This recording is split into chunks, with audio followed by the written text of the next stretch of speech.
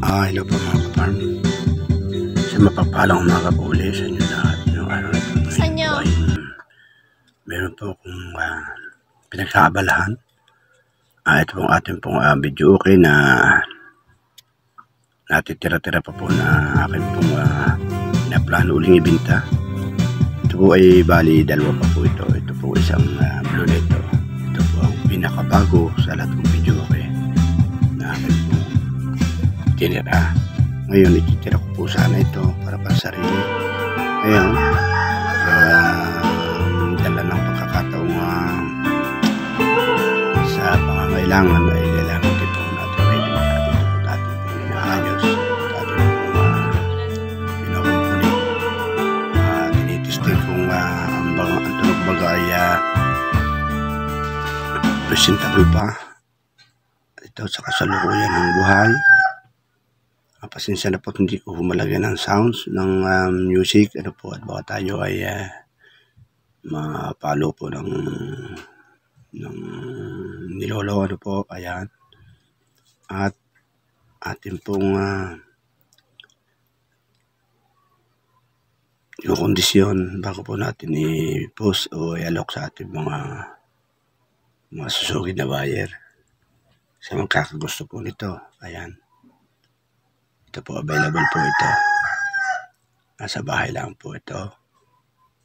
So, kasalukuyan po aming ginagamit. Ano po. Bali, ang presyo po hindi ko na po sasabihin. Ano po. Bali, ito po dalawa at nakikita nyo mamaya yung isa. Ito po bali natira kung ito itatatlo na. Ano po. Kaya ito at sa magkakagusto ay percent lang po ito. Yan akin pong i-out na ito at nang mag-log din po dito sa bahay para po magamit naman namin yung area na pinaglalagyan nito. Nakakahinayang man po na ialis, ibinta ang mahal kong gamit at pinakinabangan ng gusto, initaan. Kailangan po natin gawin.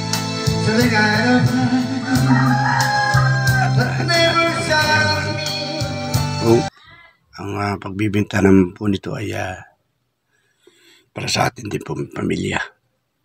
Ano po, ayan.